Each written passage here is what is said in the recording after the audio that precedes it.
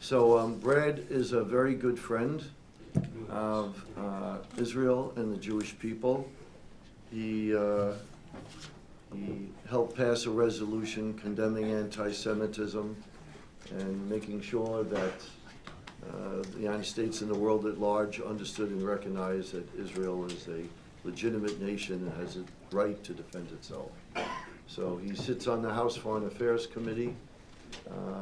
You have a lot of work ahead of you, especially dealing with the issue of Israel being accused of genocide and the version of really what genocide means, and we hope you and your work speaks to that. Harley, thank you. First, let me start with thanking you for your leadership and your work on behalf of the United States as well as the Jewish people. It's an honor to be here to recognize your remarkable contribution.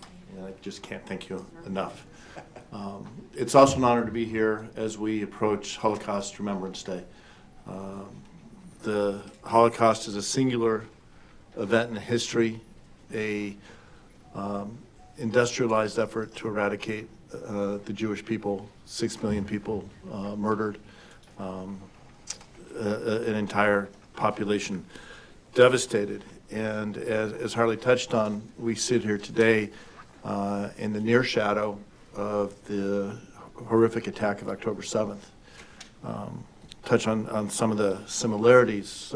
Both the Holocaust and the attack by Hamas share a commonality of barbarism, of brutality. Harley touched on how awful the attacks were, the fact that they were broadcast, the intent to torture, the horrific decision, strategic decision to use sexual violence, sexual assault, rape as a strategy.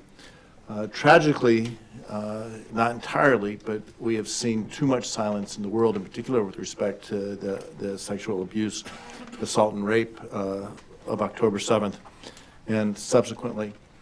And we have seen, again, the slander, what we saw at the International Court of Justice. If you haven't had a chance to watch Tal Becker's response, it was masterful. I wish I was half as smart and a quarter as eloquent as he, but I recommend it to everybody. But I think what's also important, and we can't lose sight of and understand that for our generation, it's our responsibility, is there are key differences. First and foremost is the Jewish people are able to defend themselves. Jews have a state, and the Jews have an army. And the Jews are not entirely alone, as was noted, and thank you for your comments, Ambassador. We have allies. Jews have allies, Israel has allies. And as you will hear from my colleagues in the halls of Congress, we are clear-eyed. We know what happened on October 7th.